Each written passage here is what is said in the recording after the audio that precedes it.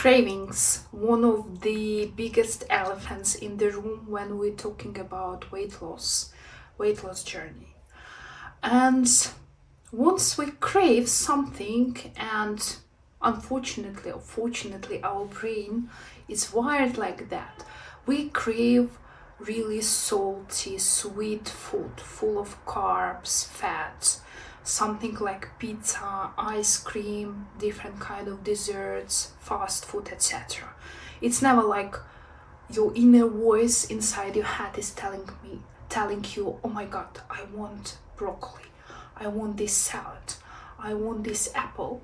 Mostly, unfortunately, when we talk about cravings, it's all about those not that healthy food choices that perhaps are not helping us to reach our goals, our weight loss goal, our health goals. And today I want to talk about some kind of little techniques, little tricks that I'm using in order to deal with my cravings. It's not perfect, obviously it's far from perfect, and it's still kind of like daily struggle. But comparing to the past, I do see the progress, and I wanted to share a couple of things connected with this topic. So my first thing to mention in this context is going to be goal setting. Before even start doing anything connected with cravings control, I believe we need to set a goal. Why we are doing that. Clarify to ourselves why I want to stop cravings. Make a list of some additional benefits it's going to bring me, and kind of create a plan. Okay, now I'm in this position. Now my relationship with food, my attitude to cravings is like that. But this is my goal. Like, this is what I want to reach. This is where I want to be in the future. Hopefully not that distant future. So what can I do from this point to that point that's gonna bring me there? And you need to create a realistic plan for you. I'm not going to tell anything specific because we're all individual, we are all so different, we are all so unique snowflakes, so something that may work for me may not work for you. So obviously you need to test it, you need to try it, but anyway, think of realistic steps, realistic sustainable steps that you may perform every day or regularly in a different way that can help you to come from this point to the next point. And the first thing that helps me to go to that particular goal is obviously connected with food. So first of all, what I'm doing now, what I didn't do before, it's I always having my breakfast. I'm not skipping it. And maybe it's not for everybody, and if you don't feel like, definitely don't do it, but it works for me. I feel if I have breakfast and if I have a proper breakfast, so I have something voluminous, so it has a volume, so I'm going to feel satisfied with that. It has protein, it has fiber, it might also have something sweet after I eat the main portion of my food, like protein and fiber. And I feel if I have this big meal in the morning, I have so much less cravings at noon, and I have so much less cravings also in the evening. So it works for me, but I also have friends for whom it's not working. So for them it's easier to skip breakfast and already kind of indulge into some other food in the evening, and in that way keep their balance. That's also fine. That's why I really think that we need to test it. Another thing is actually to have proper meals at all. So I'm trying not to skip meal, and I've noticed if I'm skipping meal, I feel like I will eat something later, and then finally this later comes, I feel so hungry that I'm making not so healthy choices. So I opt for some snacks, for some fast food, candies, chocolate, etc. But if I kind of follow routine, I'm trying to have proper breakfast, proper lunch, and proper dinner, it's not like my cravings disappeared completely.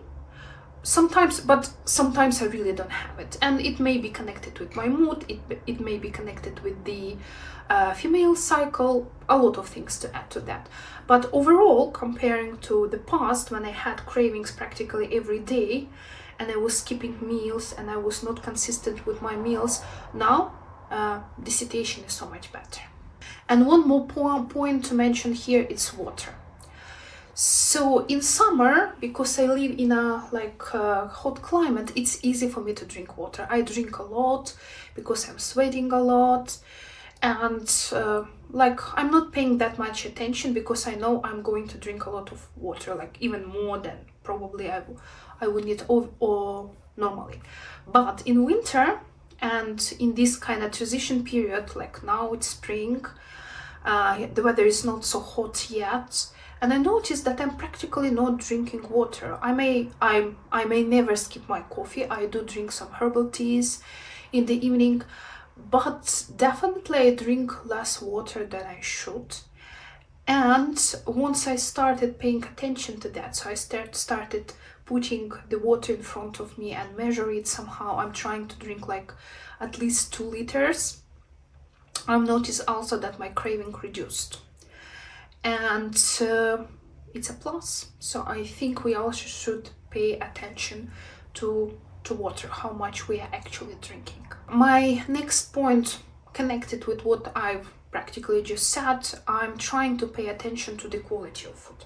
So I'm trying to put more attention to protein, because protein is more satisfying, it keeps me full longer, and also I'm trying to eat a big volume of food. And what helps me, obviously, fruits and vegetables. It also has fiber. Fiber also slow down the digestion process. It make you, again, kind of feel satisfied. It's also very beneficial, as you already know. So again, it's not perfect, and I do still eat some sweets and fast food from time to time, but I'm trying to make this protein and fiber kind of core my nutrition. So 80% of the time I'm trying to eat whole food, healthy food, and the rest 20% goes for something that I feel like eating. It may be fast food, it may be some of my favorite desserts, ice cream, etc. Next point is a little bit tricky one, which is connected with no restriction. It's kind of hard to find the balance, especially if you don't have very good relationship with food like me. I'm trying not to restrict myself if I want something. So for example, if I feel like I want to have ice cream, I'm going and have my ice cream, because I know if I say no, you cannot eat ice cream today because it's not going to help you to reach your goals, then eventually I will eat that ice cream anyway, but I'm going to eat way more that I could have eaten in case I wouldn't restrict myself. So I'm trying not to restrict myself, but I'm also trying to somehow trick myself. So usually I'm telling to myself, okay, you want this ice cream, you want this dessert, fine, let's go for it. But first, let's eat our proper meal. Let's eat our proper breakfast, lunch, dinner, etc. And once you have it, and if you feel like you still want that dessert, you may have it. And usually I can eat it right after I have my proper meal, or if I feel like I have that potential, I may tell myself, let's wait 20 minutes, let's wait 30 minutes after the proper meal. And if I still feel like I want that dessert, okay, then go for it, because you obviously want it. So I'm eating the desserts, I'm not having any regrets about that, and it works for me. So I can satisfy myself with a smaller amount of these treats. So I don't need to eat like the whole bowl of ice cream or the whole giant piece of cake. I feel more satisfied even with small amount, both emotionally and kind of physically. But my relationship with food is not that good. I do have cases of emotional hunger, I have cases of binge eating, and it's connected with the past experiences that I had. So it's still something I'm working on currently. Again, it's getting better, and once I kind of have some visible results to share with you, I'm gonna make a separate video about that. But for now, no restriction, and this idea of choosing a proper meal first kind of works for me. My last point, which I also mentioned in some of my previous videos, it's the attitude. So I'm trying to change the attitude to food overall, the attitude to my weight loss journey in general. So instead of, again, restricting myself, instead of putting some labels like this food is healthy but maybe not so tasty, I'm trying to play with the words. So like this fruit salad is not just healthy and good for me, it's also very tasty. And I'm trying to convince myself, and I'm trying to pick up actually those fruits and veggies which I really enjoy. So I'm kind of faking it, but like not completely faking it. I still enjoying the process. And also I'm trying to expand my understanding of pleasure. So if, for example, I know I'm going to eat my favorite tiramisu or pistachio ice cream, which I like. So instead of kind of waiting for it, like, oh my god, now I'm going to eat this ice cream and I will get so much pleasure, it will be so relaxing, I will have this stress to relieve, etc. I still do it, but I'm trying also to add something else, like this fruit salad is also so nice. I also feel so much better. It's such a pleasure to eat this nice salad. So when I'm drinking water, this water is so nice, like I feel so satisfied, so happy when I'm drinking this water. And first it kind of sounds strange and it doesn't come like natural, but once you practice it, once you're doing it more and more, eventually for brain there is not so much difference. And once you tell your brain that it's tasty, and if it's not like completely far from true, it's not like you're just eating something that you really don't like, something which is disgusting, and you try and convince yourself that it's tasty, probably it's not the best strategy. Pick up something that you genuinely enjoy, maybe not to that extent like I would enjoy ice cream, for example. I enjoy my fruit salad, but it's still something I enjoy. So I don't need to completely lie to myself. I'm kind of exaggerating a little bit. And with time, it's kind of truth. It's not lying anymore. It's not exaggerating anymore. This is actually truth. And it's interesting how you can rewire your brain in that way with this relatively simple attitude. It's not easy. It's kind of simple, but it's not easy. It takes effort. And you should be conscious about that, and you should always like pay attention to that. You should observe yourself. You should ask yourself questions. Obviously, it's not that easy, but the strategy is simple, and the first steps are hard.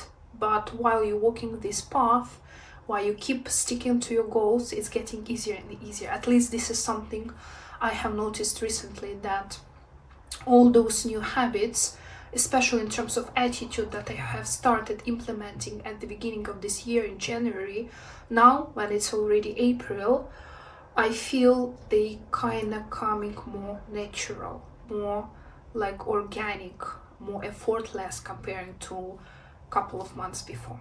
So thank you for staying with me. I hope you find this video useful. If you like it, please like this video, subscribe to my channel, and if you have any questions or again any suggestions connected with dealing with your cravings, with some techniques that help you to stick to your goal, especially your health goal, your weight loss goals, please share it. It would be nice to collect our experiences and kind of find something that works, because we are all so different, and the more options we have, the more things we try and the more things we test, the easier and the better it will be for us eventually to reach our goals. So thank you, and I will see you soon.